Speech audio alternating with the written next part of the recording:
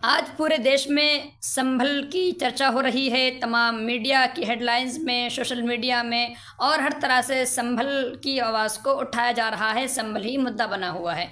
वजह उसकी ये है कि नेता विपक्ष राहुल गांधी आज संभल जा रहे थे। पुलिस ने उनको वहां जाने नहीं दिया, रास्ते में रोक दिया और उसके बाद पूरे कांग्रेस पार्टी ने और तमाम दूसरे नेताओं ने और जो सोशल मीडिया के वर्कर्स हैं उन्होंने इस मुद्दे को हाईलाइट किया और बहुत ज़्यादा आवाज़ उठाई। उससे पहले अखिलेश यादव उन्होंने पार्लियामेंट में सोशल मीडिया में संभल हिंसा के लिए आवाज़ उठाई और इस तरह से हर खास व आम इस मुद्दे को पहचान गया और तमाम देशवासियों के संज्ञान में ये मुद्दा आ गया।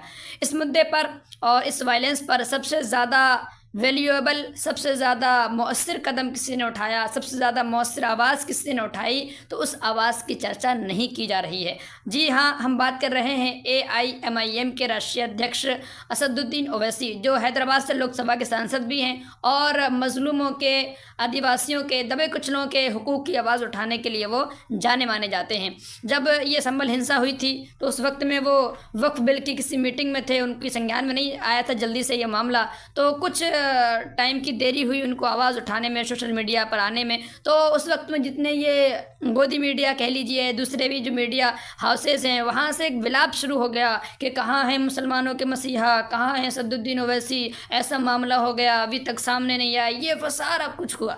जब असदुद्दीन ओवैसी के संज्ञान में ये मामला आया, फ़ौरन उन्होंने सोशल मीडिया का सहारा लेते हुए अपनी आवाज़ उठाई और उन्होंने लिखा, तुझको कितनों का लहू चाहिए ए अर्ज़ वतन, जो तेरे आर्ज़े बेरंग को गुलजार करें। कितनी आहों से तेरा कलेजा तेरा ठंडा होगा, कितने आंसू तेरे सहराओं को गुलजार करें। संभल में पुरअमन एहतजाज करने वालों पर उत्तर प्रदेश पुलिस द्वारा फायरिंग करने की हम कड़ी निंदा करते हैं। पुलिस की फायरिंग में 3 नौजवानों की मौत हुई है। अल्लाह से दुआ है कि अल्लाह मरहूमीन को मगफिरत अता करे और उनके घर वालों को सब्र जमील अता करे। इस हादसे की निष्पक्ष जाँच होनी चाहिए, जो अफसर जिम्मेदार हैं उनके खिलाफ कार्रवाई होनी चाहिए।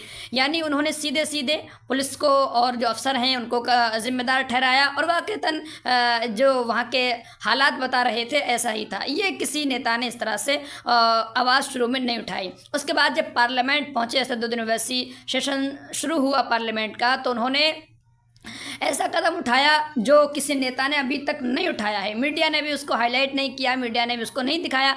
अपनों ने भी, यानी जो सोशल मीडिया के वर्कर्स हैं, जो उनको अपना नेता मानते हैं, उन्होंने भी इस तरफ तवज्जो नहीं दी और वो मामला दब कर रह गया। हम आपको बताते हैं उन्होंने क्या किया। जब पार्लियामेंट पहुँचे तो उन्होंने एक स्थगन नोटिस दिया। लोकसभा सांसद और AIMIM प्रमुख अध्यक्ष असदुद्दीन ओवैसी ने उत्तर प्रदेश के संभल जिले में हुई हिंसा की घटनाओं पर चर्चा के लिए सोमवार को लोकसभा में स्थगन नोटिस दिया। ओवैसी द्वारा लोकसभा महासचिव को लिखे पत्र में कहा गया, मैं सदन के कामकाज को स्थगित करने के लिए एक प्रस्ताव लाने की अनुमति मांगता हूं, जिसका उद्देश्य तत्काल महत्व के निश्चित मामले पर चर्चा करना है। यानी उन्होंने कहा कि पार्लियामेंट की कार्रवाई को रोका जाए, पहले इस मुद्दे पर चर्चा की जाए। यहाँ जाने गई हैं, यहाँ पर लोगों का जानी माली बहुत नुकसान हुआ है, ये बहुत अहम मुद्दा है, आवाम जनता से जुड़ा हुआ मुद्दा है, ये ज़्यादा अहम मुद्दा है, इसको हाईलाइट किया जाना चाहिए, इस पर बहस होनी चाहिए और इसकी जिम्मेदारी तय होनी चाहिए। उसके बाद जब मीडिया का वक्त आया तो उन्होंने प्रेस कॉन्फ्रेंस भी की। इसके अलावा जो इंटरव्यू वगैरह हुए उस पर भी उन्होंने बहुत पुरजोर तरीके से अपनी आवाज़ उठाई। उन्होंने कहा कि मस्जिद कोई 50 या 100 साल पुरानी नहीं, बल्कि 250 से 300 साल पुरानी है। कोर्ट ने मस्जिद के लोगों की बात सुने बिना ही सर्वे का आदेश दे दिया। जो लोग सर्वे करने आए थे वही नारेबाजी कर रहे थे। ये फायरिंग नहीं बल्कि हत्या है। जो भी अधिकारी संदिग्ध हैं उन पर कार्रवाई होनी चाहिए। यानी उन्होंने बताया कि ये जो ड्रामा फैलाया गया है ये कोई आज का नहीं है, कोई इस लायक की मुद्दा नहीं कि उसको बनाया जाता, ज़बरदस्ती का इसको मुद्दा बनाया गया है, लोगों की जानें चली गई हैं। अब इसकी जाँच हो और जो भी इसमें अधिकारी हैं जो संलिप्त हैं उन सबको कड़ी सज़ा भी होनी चाहिए। इसके अलावा फिर उन्होंने आवाज़ उठाई और कहा कि 5 लोग जिनकी जानें गई हैं संभल में, वो हत्या जिनकी की गई है वो शहीद हैं। ये मांग अभी तक किसी ने नहीं की। उन्होंने बताया कि शहादत के दर्जे की बात की उन्होंने, कि ये 5 जाने गई हैं, ये शहीद हैं, ये बेगुनाह हैं, इनको बेगुनाही की सज़ा मिली है, इनको अपने हुकूक अधिकार की आवाज़ उठाने की निर्मम हत्या करके सज़ा दी गई। 5 बच्चों की जानें चले गई, वो मरे नहीं, वो शहीद हैं। तुमने उनको गोली मारकर उनका कत्ल किया है, तुम कातिल हो। तुमने गरीब माँ बाप को अपनी औलाद से महरूम कर दिया है। अरे ये मीडिया को लीक करते नहीं, वो पत्थर फेंक रहे, वो फुला कर रहे। अरे मस्जिद है, अल्लाह का घर है, तुमको क्या राइट देता है किसी भी इबादतगाह पर अगर तुम जाओगे तो लोग क्या खामोश बैठ जाएंगे? 800 साल की दरगाह, वहां बोल रहे नहीं ये नहीं था, वो नहीं था। हम भारत के प्रधानमंत्री से पूछना चाह रहे नरेंद्र मोदी, क्या आप ये तमाम इन लोगों को रोकेंगे या फिर ये देश इसी तरह चलता रहेगा? इस तरह से अदुद्दीन ओवैसी ने संभल मुद्दे को हाईलाइट किया, सबसे अलग खड़े होकर सबसे मजबूत तरीके से आवाज़ उठाई। मगर वो मीडिया जो उस वक्त में विलाप कर रहा था वो इन चीज़ों को नहीं दिखा रहा है। न ही सोशल मीडिया पर इस तरह की बहुत ज़्यादा चर्चा हो रही है। क्यों कि होगी चर्चा तो राहुल गांधी जी की होगी, अखिलेश यादव जी की होगी, असदुद्दीन ओवैसी साहब की नहीं होगी। क्यों कि असदुद्दीन ओवैसी साहब चूँकि साफ़ सुथरे नेता हैं, सही राजनीति करते हैं, हुकूक अधिकार की बात करते हैं, वो लॉलीपॉप नहीं दिखाते हैं। जनता को क्या चाहिए? लॉलीपॉप दिखाना चाहिए। पता था राहुल गांधी को नहीं जाने दिया जाएगा, अखिलेश यादव को मालूम है हमारी चर्चा करने का कोई मतलब नहीं होगा, लेकिन फिर भी दिखाया गया।